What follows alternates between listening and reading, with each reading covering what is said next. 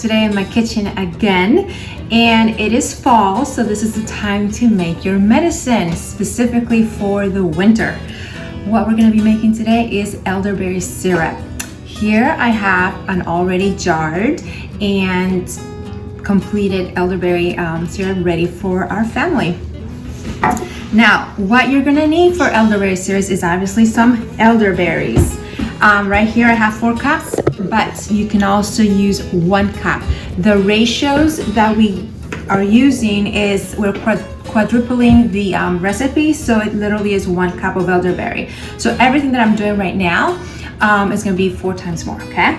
But the recipe is going to be underneath the video, so just check that out. Or I believe it's on the website. If not, just check at the website and to get the right ratios for a batch just for your family. All right, so you're gonna need some fresh elderberries. You can also do dried elderberries, does not matter. I've made it with both and they both turn out really great. We're gonna be using some ginger in this recipe and some dried rose hips. We're also gonna use some thyme, and you can use some turmeric root. Now, if you can find some organic turmeric root at your grocery store, that's awesome. It's gonna make it into a more powerful medicine for you. We're gonna need some honey. I recommend local raw honey is the best. And then obviously you're gonna need some good source of water. Do not use tap water. You wanna use something filtered, something that is spring source, or you can use, if you have a well, then you can filter it through the Berkey. So the first thing we're gonna do is pretty much dump everything. It's so easy. I am sure everybody can do this. So in goes the elderberries. And the first part is you're gonna put everything together except the honey. That's very important. We wanna cook this down for about 45 minutes in the stove in a low simmer, okay? And in goes our ginger. See how easy this is? And I'm gonna just add the little bit of the turmeric that I do have. I'm gonna add the thyme. Now, as far as the thyme, I'm actually just going to add it whole. It will make it so much easier to strain than cutting it up, okay? And then I'm going to add the water. Now, again, this is 16 cups of water, but for the 1 cup of elderberries, you're actually just gonna have 4 cups of water. Look at that. There you go. Look at how easy that's a lot. We're going to simmer this down. That is the key. We're gonna extract the properties of the elderberries and all the other herbs that we're using. Now, reason I'm using thyme is because it's really good for, it's an antiviral, but it's also an expectorant. It's going to help with drying up any coughs. So it might be good for that type of season when you're coughing a lot. All right, so the next thing we're gonna do is go ahead and put this on the stove. And you wanna go ahead and put it on high, bring it to a boil, and then you're going to turn your heat down once it starts boiling up.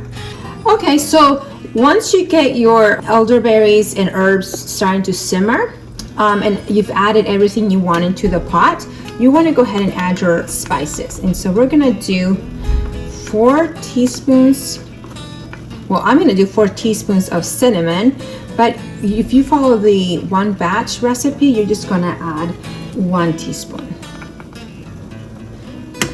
Okay, and then I'm also going to add cloves. And I'm just gonna not gonna make it so clovey, I'm just gonna add 2 teaspoons. You're gonna stir it up. Now you do want to make sure you reduce this down to maybe till the pot is maybe halfway down. So you really need to cook out the some of the water out of it. You can add cinnamon sticks if you wish.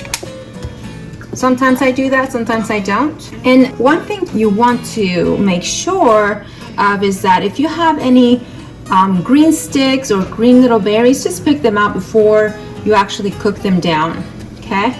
Having a little bit of the little sticks from the elderberries is not going to hurt, and I think it is going to be strained, but we want to get out as much of the little stems as possible. Now, elderberry is going to be really good as an immune booster and strengthening your immune system, meaning that you don't want to take elderberry when you're sick. You want to take elderberry before you get sick. When you take elderberry before you get sick, it is toning up your immune system so that you're strong enough to withstand any viruses, bacteria, or any other pathogens that come your way. Taking elderberry when you have symptoms or you're really, really sick, it's going to make your body go nuclear. I call it nuclear reaction, and it's going to start attacking the virus violently. And when that happens, you're going to get sicker. So the symptoms is what's making you sick, not necessarily the pathogen. Okay, that's how the immune system actually attacks and gets rid of the viruses or bacteria or pathogens. So this is really meant to be taken before you get sick as an immune booster throughout the winter, and you don't want to take it every day. If you take it every day, your body's going to get so used to it. I recommend just doing it once or twice a week. It's probably efficient, and it's going to be easier for your body to get used to it. Basically, you don't want your immune system to overreact on you, okay, while you're trying to maintain a good immune system. So take it before, not during sicknesses. It's meant to prevent and tone up your immune system, and it's also meant to add some antioxidants back into your system when you add the other herbs. Like the rose hips are going to be amazing for vitamin C. The thyme, it has vitamin C and antiviral properties. It's a cough expectorant, and it dries up coughs. Your cloves and your cinnamon both have antiviral, antifungus properties. And obviously the elderberries themselves, they have compounds in it that really go after pathogens, and it's there's some arsenic in them, so that's part of the process. Now, this is why it's very important we do not eat the stems, the leaves, the roots, the bark. We don't want those. We just want the little ripe berries. All right, so after you have cooked down your elderberry syrup, you want to get rid of your herbs, like the big chunks. So here's my thyme. You want to get out some of the ginger. If you have cinnamon sticks, that's when you get it out. You want to get all that stuff out before you move on to the next step. Now you are going to strain this, but the main ones right now that you're getting rid of are the big chunks. So, okay, I think I got most of it out here. All right. So the next part you're gonna do is you're gonna take a potato masher or some kind of masher, and you're just gonna press down on those elderberries. Oh, there's another chunk right here. This helps us to release some of the juices from the elderberries.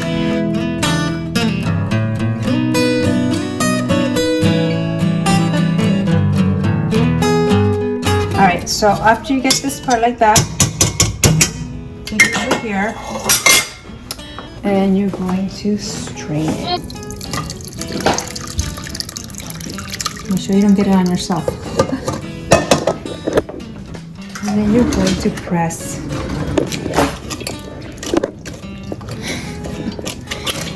There you go, see? You're getting all the elderberry juice out.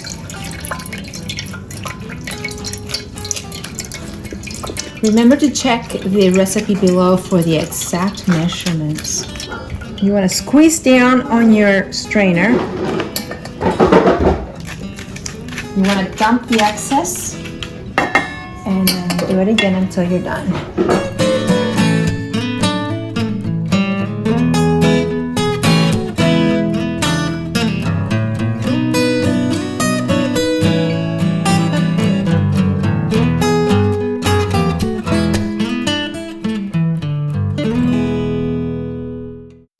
And then the next thing you're gonna do is combine your honey into your syrup. Into your elderberry extract. Now, at this point, one thing to know about the honey is that to make it stable, room stable, or even to last longer in the refrigerator, you want the sweetness point to be a lot higher. That's gonna preserve your elderberry syrup. So what I do is I put in the ratio is typically, I believe it's 4.5 cups of honey to 1 cup of elderberries extract. That's going to give it enough sweetness but the sweetness of the honey is going to preserve your extract. And because honey has so many amazing properties, I decided in my recipe to go a little bit higher with the honey ratio than most recipes. And then you're just gonna stir that around. Now, if your honey is really cold, you can heat it in a double boiler for a few minutes just to liquefy it. You don't want to cook the honey, so make sure that it's just either room temperature or it's a little bit warm, just to make it blend a lot better. You don't want to use cold honey. You want your honey to be in a liquid form.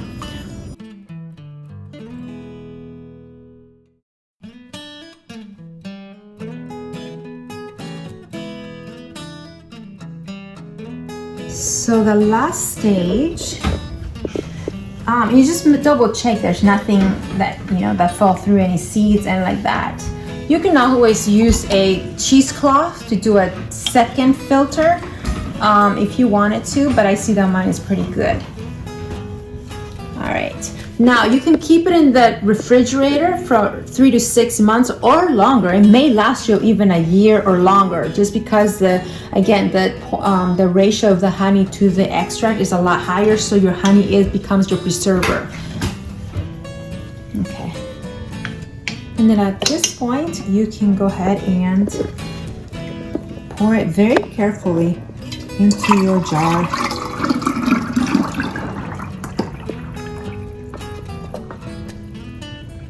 Look at that. And there's your elderberry syrup. Make sure you label it with your date and obviously what it is. You know what it's elderberry syrup, but you might forget within 6 months, like, what is that? And how you take it is dependent on what you're using it for. If you're going to use it for preventing, I would say 1 teaspoon, perhaps a couple times a week. If you're starting to get a little bit weird, but you don't have symptoms, maybe a couple times a week might be good. And you might want to go ahead and consult an herbalist, consult your professionals to see what they recommend.